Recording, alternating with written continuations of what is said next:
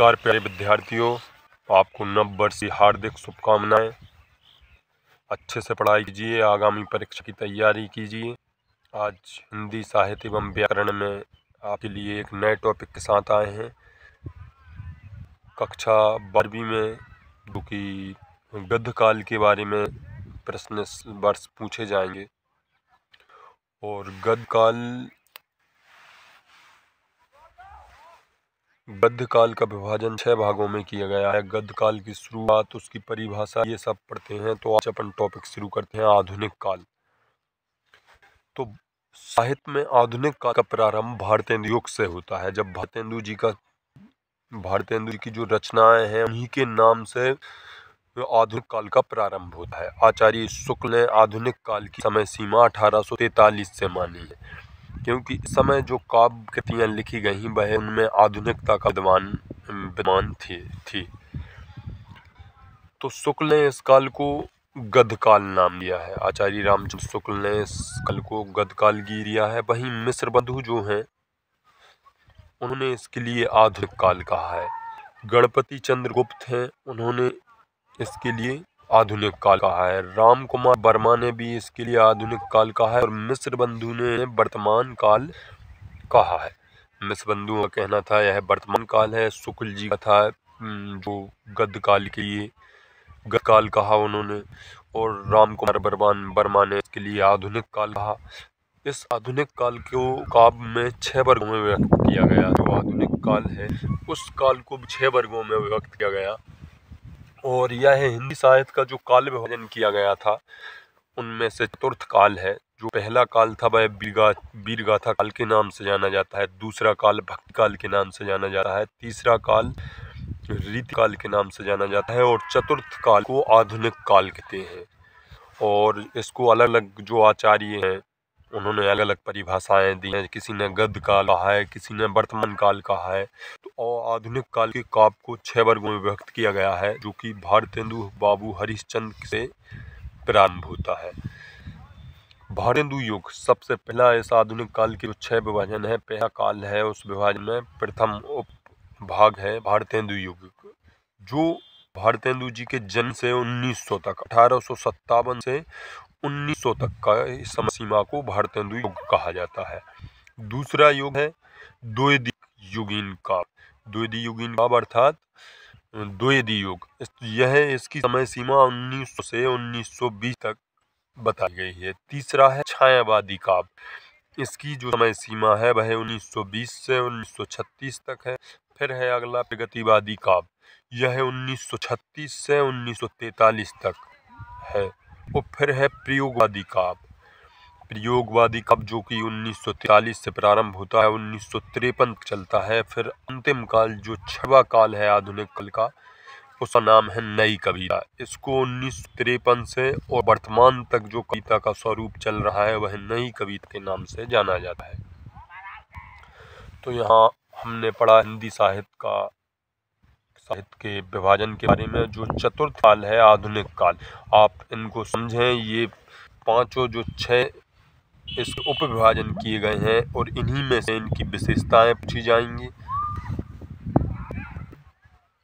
अब सबसे पहले हम भारतेंदु युग की जो काव्य प्रवृत्तियाँ थी, प्रवृत्तियाँ का आशय होता है आपको भाषा का थोड़ा परिवर्तन करके प्रवृत्तियाँ पूछ ली जाती हैं। कई बच्चे इसको समझ नहीं पाते कि प्रवृत्तियाँ का अर्थ क्या होता है। तो प्रवृत्तियाँ मतलब होता है विशेषताएं। तो भारतेंदु युग जिसकी समय सीमा कब से थी, 1857 से 1900 तक मानी गई है। आचार्य रामचंद्र शुक्ल के अनुसार है यह समय सीमा। तो उसके भारतेंदु युग की कुछ विशेषताएं थी, काव्य की विशेषताएं आती हैं, अक्सर पूछी जाती हैं कि भारतेंदु युग के काव्य विशेषताएं लिखिए, उनके किन्हीं 2 कवियों के नाम लिखिए, तो उनकी रचनाओं के नाम लिए। तो आप इस टॉपिक को पढ़ें, सुने अच्छे तरीके से और इसके लिए लिखें भी। तो काव्य की विशेषताएं, जो भारतेंदु युगीन काव्य है उसकी निम्नलिखित विशेषता है। पहली विशेषता है कि भारतेंदु युगीन कवियों ने भारतीय जनमानस में देश प्रेम की भावना जगाई। तो पहला अपन ये कह सकते हैं, टॉपिक बनाकर लिख सकते हैं कि देश प्रेम की भावना।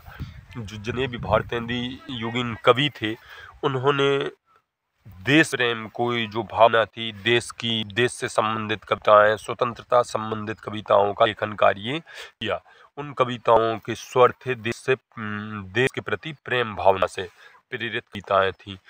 राष्ट्र प्रेम भावना का विकास हुआ और इसमें राष्ट्र के प्रति प्रेम भाव जो है उसका विकास हुआ, ये पहली विशेषता है। दूसरी है, भारतेंदु युगीन कवियों ने सामाजिक जीवन की उपेक्षा न कर जनता की समस्याओं पर पहली बार व्यापक रूप से ध्यान दिया गया। इससे पहले जो साहित्य लिखा जाता था वो राजाओं के राज दरबार कवि लिखते थे, उनकी प्रशंसा में गीत गाते थे, उन्हीं के, और जो सामाजिक लोग होते थे, आम लोग होते थे, उनकी उपेक्षा की जाती थी।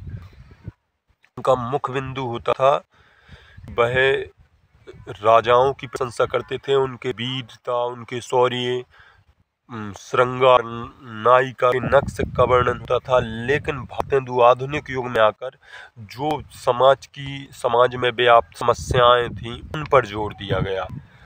तो उन्होंने क्या किया, भारतीय युगीन कवियों ने सामाजिक जीवन की उपेक्षा न कर जनता की समस्याओं पर पहली बार व्यापक रूप से ध्यान दिया। ये भी इस काल की एक विशेषता है। तीसरी है, भारतीय युग में हास व्यंग्यात्मक कविताओं को भी प्रचुर परिणाम में रचना हुई। जैसे अंधेर नगरी, चौपट राजा, ये भारतेंदु हरिश्चंद्र द्वारा लिखित नाटक है। तो इसमें भी इस प्रकार की कई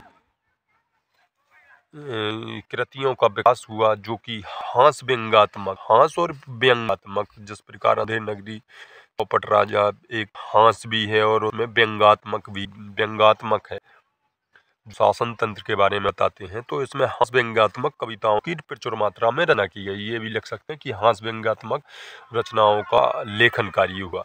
चौथी विशेषता है, भारतेंदु युगीन समस्या पूर्ति अत्यंत लोकप्रिय पद्धति है। जो समस्या पूर्ति है, जो मुख्य रूप से समाज में समस्या है, तो वह उस काम में सोच को समस्या पूर्ति नाम दिया गया। जो पांचवी विशेषता है वह है, भारतेंदु युग था उस काल में मुक्त ब्रज भाषा द्वारा रचित। इस युग में कवियों ने ब्रज भाषा का प्रयोग किया गया और कुछ कवियों ने खड़ी बोली का प्रयोग भी अपने काव्य में रचा। मतलब ये खड़ी बोली थी उसका प्रारंभिक युग था। ये काव्य खड़ी बोली का कवियों ने अपने काव्य में कहीं कहीं प्रयोग किया था। भारतेंदु युग का मूलतः जो लिखा गया था, मुक्तः लिखा गया था, ब्रज भाषा में लिखा गया था और कहीं कहीं खड़ी बोली शब्दों का भी प्रयोग होता है।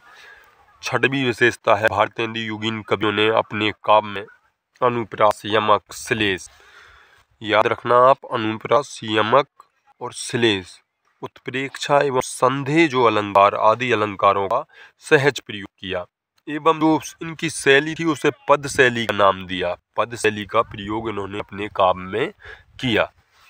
अब यहाँ पर अपन भारतेंदु युग के कुछ कवियों के और उनका जन्म कब हुआ, मृत्यु कब हुई और उनकी प्रमुख रचनाएं कौन सी थी, इनका थोड़ा अध्ययन करते हैं। ये सभी के लिए महत्वपूर्ण है क्योंकि जीवन परिचय भी आता है जिसमें 2 रचनाएं पूछी जाती हैं, उनका जन्म मृत्यु पूछा जाता है। तो सबसे पहले भारतेंदु बाबू हरिश्चंद्र, इनका जन्म सन 1850 में हुआ, मृत्यु 1885 में हुई। मात्र 35 वर्ष की आयु में इन्होंने इतना बड़ा व्यक्तित्व कि इनके नाम से एक आधुनिक काल का जो प्रथम युग है इन्हीं के नाम से लिखा गया। इन्होंने ही सबसे पहले गद्य का विभाजन कर गद्य के लिए मुख्य जो तत्व रहते हैं उनको निश्चित किया। तो भारतेंदु बाबू हरिश्चंद्र का जन्म कब हुआ, 1850 में, और 1885 में इनकी मृत्यु हो गई। इनकी प्रमुख रचनाएं हैं प्रेम मालिका, प्रेम सरोवर, वर्षा विनोद। ये 3 प्रमुख इनकी रचनाएं लिख सकते हैं। वैसे 2 रचनाएं पूछी जाती हैं किसी भी एग्जाम में, परीक्षा में 2 रचनाओं से अधिक नहीं पूछा जाता। तो प्रेम मालिका, प्रेम सरोवर, वर्षा विनोद, ये भारतेंदु जी की रचनाएं हैं। अगले हैं प्रताप नारायण मिश्र, जो कि भारतेंदु युग के मुख्य कवि हैं। इनका जन्म हुआ 1856 और मृत्यु हुई 1894 में। इनका भी वह प्रेम से संबंधित काव्य, जो प्रेरणा से संबंधित काव्य इन्होंने लिखा, जिसमें प्रेम पुष्पावली, मन की लहर, श्रृंगार विलास, ये इनकी प्रमुख रचनाएं थी। किसकी? प्रताप नारायण मिश्र, जो कि भारतेंदु युग के मुख्य कवि हैं। अगले हैं अंबिका दत्त व्यास, ये भी भारतेंदु युग के कवि हैं, जिनका जन्म हुआ 1858 में, मृत्यु हुई 1900 में। इनका प्रमुख रचना है पावस पचासा, सुकवि ससई, बिहार। ये इनकी अंबिका दत्त व्यास की रचनाएं हैं। अगले हैं कवि जो कि चतुर्थ कवि हैं इसके, नवनीत चतुर्वेदी। ये भी जो भारतेंदु युग है उसके कवि हैं। इनका जन्म हुआ 1868 में, मृत्यु हुई 1919 में। और इनकी एकमात्र जो प्रसिद्ध कृति है उसका नाम है कुब्जा पच्चीसी। तो यहाँ हमने पढ़ा भारतेंदु युग की समय सीमा जो प्रारंभ होती है 1857 से 1900 ईस्वी तक। उनकी प्रवृत्तियाँ, विशेषताएं क्या थीं काव्य, इन विशेषताओं को सभी आप लिखिए। इनमें से 2-3 विशेषताओं को तो कंठस्थ याद कीजिए, क्योंकि समझ लीजिए। और ये 4 कवि जो भारतेंदु युग के हैं, इनकी एक 2-2 रचनाओं को याद करिए। जन्म और मृत्यु के बारे में, जो उनका जन्म कब हुआ, कहाँ हुआ और मृत्यु कहाँ हुई, उसके बारे में आप थोड़ा अध्ययन कीजिए। नमस्कार, अगली वीडियो में फिर उपस्थित होते हैं नए टॉपिक के साथ।